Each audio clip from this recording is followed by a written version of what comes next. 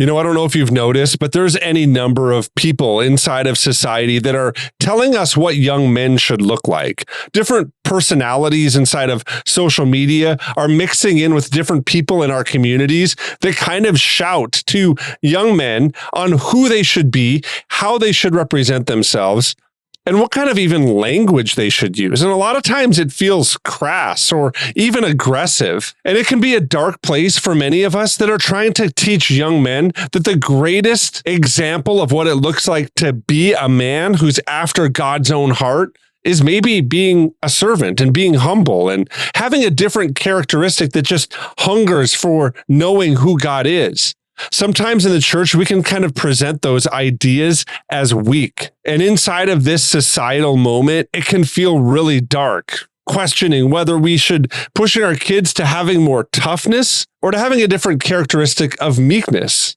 Well, today on the Celebrate Kids podcast, in our daily segment, Face in the Dark, we're going to look at this topic head on and ask Dr. Kathy how we can give better insight to our young men on who they should be in this moment. So let's turn now to Dr. Kathy Cook. Don't be afraid of the dark. Be careful with stars. Not every light is gonna guide you, baby. Not every light is gonna guide you. So, Dr. Kathy, the current state of young men in America has become a matter of great concern. It's not anything new. It's kind of been ongoing, I would say probably for the last 2 decades. And that's partly because we're starting to see through different studies that men are earning fewer college degrees than in comparison to women, and they're falling out of the labor market at a higher rate. They're facing actually higher rates of overdose and suicide. And in many of these kind of situations, men are grappling with addictions to things like pornography or video games or just kind of online rage. There's various explanations that have been put forth to discuss why this trend is happening. Some attribute it to the decline of manufacturing jobs that once provided steady income for men without college degrees. And now others are kind of saying that it's a manifestation of male entitlement and flaws in our education system. There's some critics who have now kind of blamed the church's excessive focus on feminization of different songs and different things of that nature that kind of ends up pushing men away from the church, a place that they have normally kind of led in different settings and situations across history. But there's psychologists also that have kind of contributed to this discourse on the subject. Some who are kind of saying that there's this kind of massive feminization happening in culture, and now we need to promote different kind of ideas, maybe caricatures of manhood, things like hedonism and brazen materialism, or different kind of vulgarity that we might say, we're just kind of men and we're going to grunt and we're going to, say different words that we wouldn't normally say to other people. I look at kind of how kids build their identity, and I think it's natural for them to kind of copy the identity that they see around them. When we do this from an early age in development, there's often kind of this point that we take on this identity then as our own. So when we see these presentations of manhood in society or in culture, maybe some kind of that are being promoted as backlash, I think that, young people can then kind of mirror that or mimic that. And I think for some men, as I mentioned, kind of have done this above, they're kind of frustrated with society and the way that society identifies or defines them. What's important for us to remember about development and developing identity for young men, especially as we kind of understand our identity and maybe what we're supposed to do as men with our own kind of gender? What are your thoughts here with that? Well, it's so important. And I hope people are reacting with a sad heart to this. The fact that our men are, falling, if you will, in the ways that you described. So what's important for us to remember about the development, especially of men, the Bible is the source of truth. First thing I've got to say, what does God declare about male and female, both created in his image for his good and his glory? And in the scripture, we have many examples of different types of men. And I think that's important. So I would use the Bible. And I also think that in our family, our family is most important.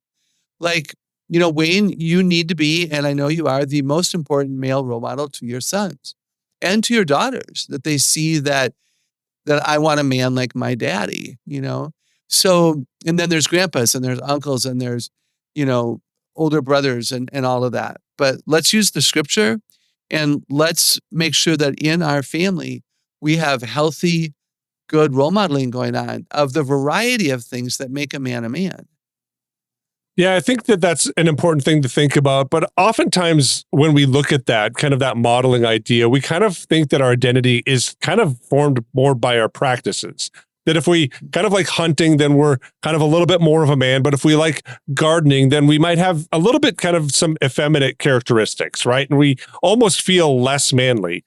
It's almost like society has kind of helped us build this chart to help us understand how we should identify in our different kind of gender roles, right? What do you make of society's move here? And I think sometimes we can even do that from a biblical standpoint, where we can kind of chart different manly characteristics or ideas or things of that. And then we kind of base our identity based on our practices of how well we can say that we fit into those different boxes there. Is it really important for us to identify our identity with how we practice and kind of live out, especially when it comes to things like being a man and a woman? I think it's reality that we notice, of course, our practices and the practices of others. I think the myths and the stereotypes are absolutely ridiculous. For instance, that I like football, and I specifically like the Green Bay Packers. And that's because I grew up in Wisconsin, went to Packer games with my grandfather when I was a little girl. I lived in Green Bay for 7 years. My entire family spread throughout the nation are Packer fans, and we enjoy having that in common. The men and women in my family like football. Women can shoot guns, and so can men. I have many friends. I live in Texas. I have many female friends who go to the shooting range with their husbands and own, the same types of guns that their husbands own. And it doesn't make them less of a woman, and it doesn't make the man less of a man to have taught a woman how to shoot a gun. There's always been, I sometimes watch Gunsmoke and Bonanza because my dad loved those shows. And so depending upon the mood I'm in, if I'm missing my dad, no joke, I will just find and watch those shows. And even back then, women shot rifles. It wasn't as common. No, it wasn't. But they still did it. And so why is it important that we classify so narrowly? It's just ridiculous. I do think that the family get-togethers are important. I will be honest to say that in one side of my family growing up, if I went over to one particular aunt and uncle's home for dinner, the girls did all the cleanup and the boys never helped. So the men and the boys sat in the living room of the den at the end of the meal while my mom and my aunt and my cousins and myself were stuck doing kitchen duty. I did it. It was the right thing to do. But even back when I was a girl, I remember thinking I'd rather be in there talking to those guys about that guy stuff. I was a full-out girl, but I didn't necessarily want to do the dishes, and that's okay. And I wanted to know why my brother never had to do them. So are there things that we're doing that pass on myths that confuse children? I wonder. With that, when you think about kind of parents and people that work with kids, and we kind of give our kids the opportunity to kind of speak into different kind of realities of how they're developing characteristics, what should we remember in terms of how they're kind of exploring maybe who they are? And how can we kind of encourage them to then find purpose and meaning without driving them into some kind of, like you said before, kind of like societal or like even political discussion? But how can we kind of help our kids maybe even build their identity without this, I would say maybe kind of faux conflict that's in the world? The world kind of wants to put this pressure on us about gender identity and manliness and what that looks like, and different things that other people are wrestling out don't always need to come into our home, right? So how can we kind of help our kids develop who they are without bringing that into the home, the world's problems into our home? Yeah, it's a good question. I think eventually they may run into the world's problems, and so when they age up, I think it's okay to start talking about those kinds of things. That if you're bullied for this, this is how you can come back and talk about that. I hear what you're saying, and I think one of the most important things for us to tell our children is that you can only be who God created you to be. And so if we have said to our children, oh, you can be whatever you want, no shame here. I know that parents who say that mean it well. They mean work harder. They mean I'm not going to deny you of your goals. But you know that the joke I say is that I could not have been a jockey on a horse. I'm 6'1", and I could have prayed every night as a young girl, make me short. I want to be a jockey on a horse, and I'm going to wake up tall. And so you can't be whatever you want to be. You can only be who God created you to be. Born a woman, be a woman. Born a man, be a man. Born, with an accounting, analytical, sequential, really careful and detailed mind, own that. Be passionate about those strengths that you have. And then let's guide those children into a skill set that would allow them to flourish and thrive in their gifting and be a difference maker to the glory of God. Don't expect them to become creative overnight if they weren't born to be that. So can we be satisfied? Because they're not made in our image. They're made in God's. They're created in God. So can we step back and stop demanding them to be something that might not be true or that they don't care about? What's their purpose? What's their passion? Come to grips with that, guide them as we can, and celebrate who they are. I think it's doable. It's extremely important.